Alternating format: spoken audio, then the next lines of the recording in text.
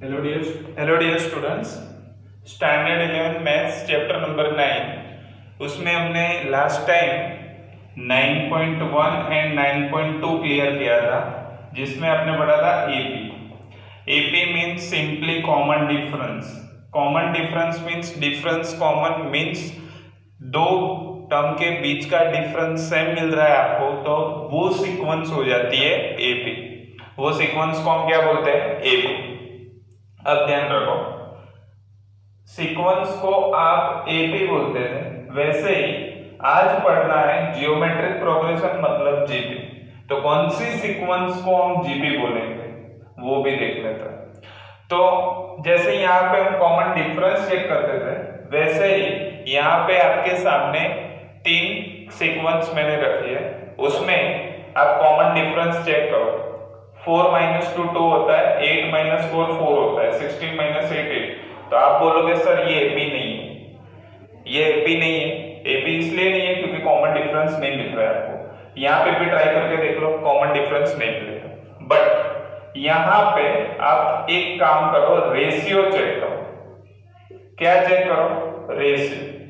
ठीक है, तो सपोज ये फर्स्ट वाला ले लेते हैं, 2 4 8 16 एंड सो। तो रेशियो आप चेक करो, 4/2। मतलब फर्स्ट टर्म को आपको कुछ नहीं करना है, 4/2 क्या मिल रहा है? 2। 8/4 2, 16/8 2। तो ध्यान से देखो, आपने रेशियो चेक किया, मतलब second upon first, third upon second, fourth upon third. तो तीनों का रेशियो क्या मिला? सेम मिला। रेशियो चेक करने के बाद रेशियो सेम मिला। सेकेंड एग्जांपल देख लेते हैं, 3 9 27 81 एंड सो ऑन। तो यहाँ पे क्या होगा? 9/3 होता है 3, 27/9 होता है 3, 81/27 होता है 3। तो यहाँ पे भी आपको समझ में आ गया होगा रेशियो क्या है? 3। रेशियो क्या मिला? 3, वो भी सेम है। एक और ले लेते हैं, 0.1 0.01 0.001 0.0001 ऐसे। तो यहाँ पे क्या होगा? 0.01 डिवाइड बाय 0.1। तो ये क्या होगा? 0.1 होगा कि नहीं? ये होगा 1/100। ये 1/10 मतलब 10/100, 1/10 वो आपको करना है। सेम एज आप फाइंड करो 0.001 डिवाइड बाय 0.01, तो ये भी होगा 0.1। आगे भी चेक करोगे तो मिलेगा 0.1। मीन्स रेशियो कॉमन मिल रहा है। यहाँ पे इंपॉर्टेंट थिंग क्या है? रेशियो जो है वो कॉमन मिला।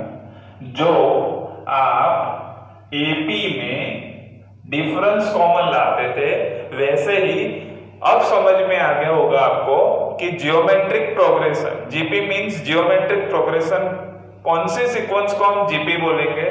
वही सीक्वेंस को बोलेंगे जो सीक्वेंस में रेशियो कॉमन मिल रहा है। क्या मिल रहा है? रेशियो कॉमन मिल रहा है। तो हम क्या बोलेंगे कि वो सीक्वेंस जो है वो जियोमेट्रिक प्रोग्रेशन मतलब जीपी है।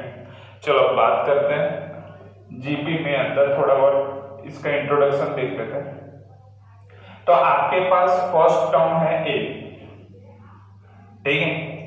सेकेंड टर्म है, इसको A1 बोल दो, ये है A2 A3 A4 A5 and so on.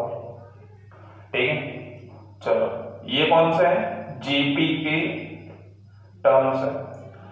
कोई जीपी में यहां पे लिखता हूं एग्जांपल के लिए, 2 4 8 16 ऐसे मैंने यहाँ पे जीपी लिख लिया।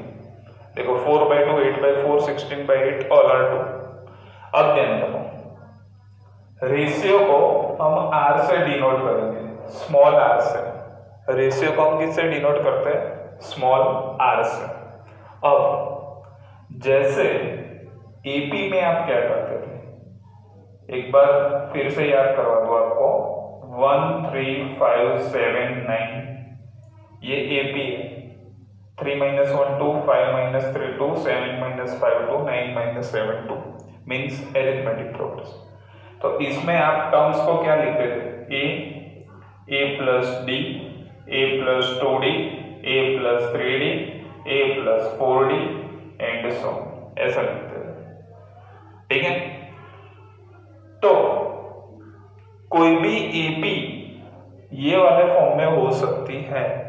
तो यहां पे आप कैसे लिखोगे, ये फर्स्ट टर्म मतलब ए वो तो फिक्स है, रेशियो वो भी फिक्स है, कॉमन रेशियो मतलब 2, तो इसको लिखा जाता है ये स्टैंडर्ड फॉर्म में। फर्स्ट टर्म तो ऐसे ही रहेगा ना, क्योंकि आप रेशियो तो सेकंड बाय 1 करोगे, फर्स्ट को तो कुछ नहीं होगा।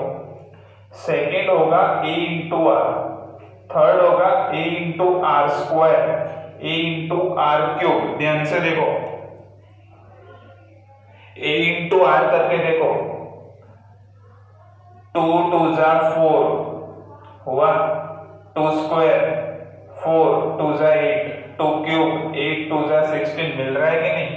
तो जैसे आप एपी के लिए याद रखते थे A plus D, A plus 2d, A plus 3d, मतलब जहां पे कॉमन डिफरेंस था, सेम एज यहाँ पे कॉमन रेशियो है, तो उसका स्टैंडर्ड फॉर्म ये वाला याद रखना है आपको, a into A R square a are cube.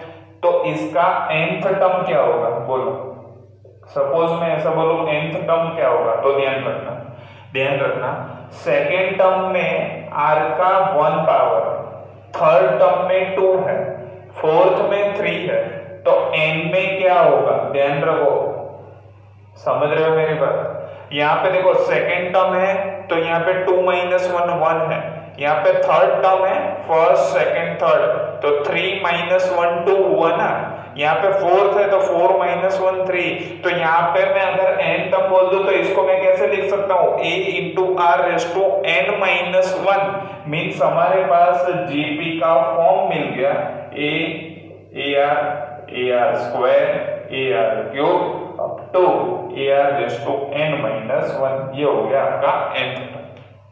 मतलब क्या हुआ कि जीपी में आपको जो भी टर्म फाइंड करना है उसकी एक पावर कम लेनी पड़ेगी।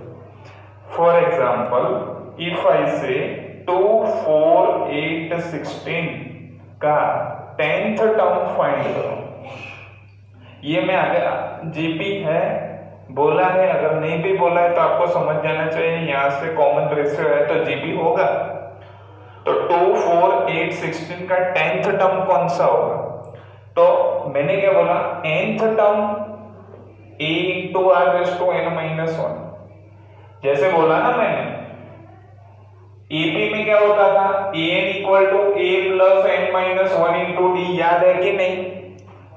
तो वैसे ही जीपी में nth टर्म का फॉर्मूला क्या हो गया, a into r raise to n minus 1, कोई भी टर्म देखो, सपोज मैंने 4 टर्म देखा तो ए आर क्यूब, तो वैसे ही मेरे को 10th टर्म क्या मिलेगा, a10 is equal to a into r raise to 9। अब यहाँ पे a क्या है 2 और r मतलब क्या है 2, तो कौन सा मिल गया 2 रेस टू 10। ठीक है, यहां से ही समझ में आता है, first term 2 raise to 1, 2 raise to 2, 2 raise to 3, 2 raise to 4, तो 10th टर्म क्या होगा 2 रेस टू 10। ठीक है, ये तो सिंपल था इसलिए यहां से समझ में आया, लेकिन ये फॉर्मूला बताया आपको जीपी का कोई भी टर्म फाइंड करने का। जैसे एपी में a plus n minus 1 into d लेते थे, वैसे ही जीपी में n टर्म का फाइंड करने का formula an equal to a into r raise to n minus 1 हो जाएगा। ठीक है, तो ये क्या है, ये जीपी का सिंपल मतलब जनरल फॉर्म। सेम कौन होगा, सीक्वेंस जीपी कब बनेगी, ए और आर मतलब रेशियो पे डिपेंड है। nth टर्म आपको याद रखना है a into r raise to n minus 1। So video pause करके ये नोट डाउन कर लो।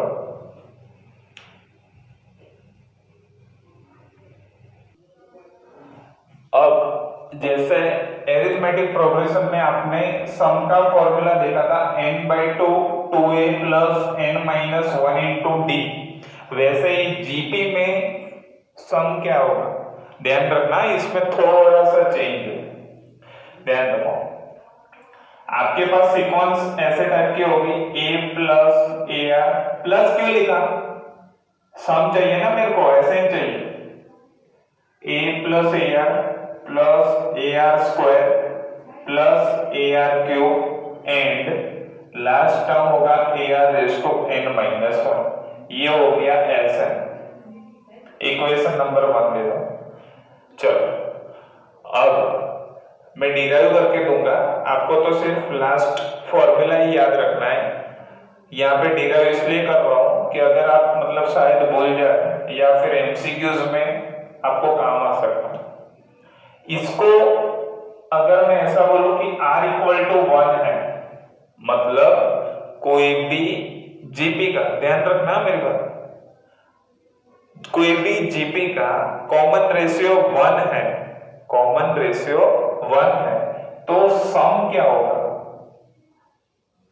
a plus A plus A plus up to A, मतलब n है तो n टाइम होगा ना, तो ये तो डायरेक्टली आप लिख सकते हो n, इसको बाद में इक्वेशन देते हैं, इसको आप डायरेक्टली क्या लिख सकते हैं n।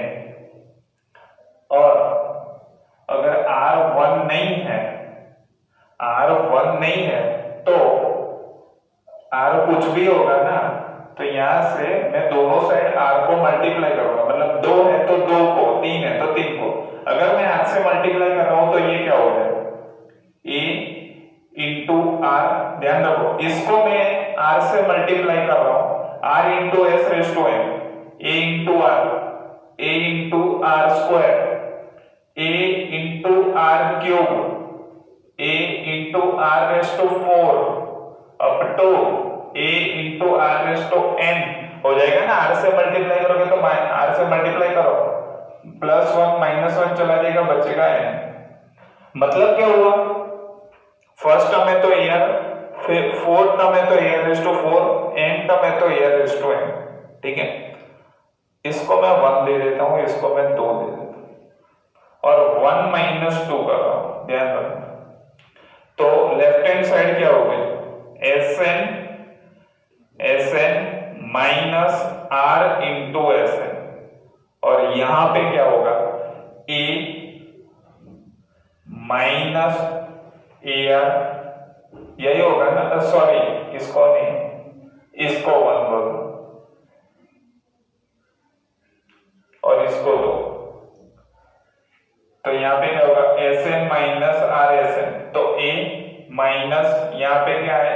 ar, बट देखो यहाँ पे ये छोड़ दो अभी के लिए, इसको साइड में रखो, ये कैंसिल नहीं है, इसलिए लाइन कर रहा हूं कि इस मतलब बीच में आपको ना दिखे। ये दोनों को माइनस करना है, Sn minus r Sn, a minus a नहीं है but ar square ar cube ar raise to n minus 1, ये n वाला है तो जस्ट आगे वाला कौन सा होगा? वो भी कट हो जाएगा, बचेगा क्या? यहाँ पे a minus ar raise to n, first और लास्ट बचेंगे ये माइनस ए, बाकी सब माइनस में कैंसिल हो जाएगा।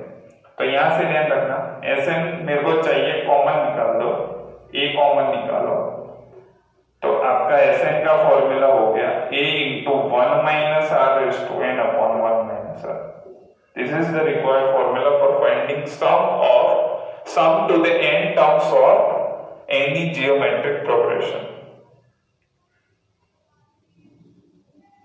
अब देखो आपका फॉर्मूला यहाँ पे मैं फिर से लिख रहा हूं, Sn इक्वल टू a तो आपको पता ही है फर्स्ट टर्म, 1 माइनस r मतलब रेशियो, n मतलब जितने भी टर्म्स का सम फाइंड करना बोला है वो, अपॉन 1 माइनस r। अब देखो कई बार क्या होता है, कई बार सपोज r जो है वो मैं मान के चलो 5 है, r क्या है? 5 है, और n है 2 और a है 1, कुछ भी ले लो चलेगा। तो यहाँ पे क्या होगा? 1 minus 5 raise to 2 upon 1 minus 5, तो यहाँ पे 1 माइनस 25 अपॉन 1 माइनस 5 मतलब माइनस 24 माइनस 4 तो 6। तो ये तो छोटा सा था, बट अगर माइनस में आपको नहीं पढ़ना है तो ध्यान रखो इसको आप ऐसे भी लिख सकते हो ना, r raise to n minus 1 upon r minus, पहले से मैंने माइनस यहां से कॉमन निकाल दिया यहां से, तो क्या समझ में आया, अगर r ग्रेटर देन 1 है मतलब 5 6 7 मिल रहा है तो ये डायरेक्टली यूज करो, और अगर r लेस देन 1 है मतलब 1/2 1/3 या फिर उससे भी कम 0 -1 -2 तो ये वाला फॉर्मूला, दोनों एक ही है सिर्फ माइनस कॉमन निकालना। तो ये हो गया सम टू द n टर्म्स और geometric progression. So video close करके नोट डाउन कर लो।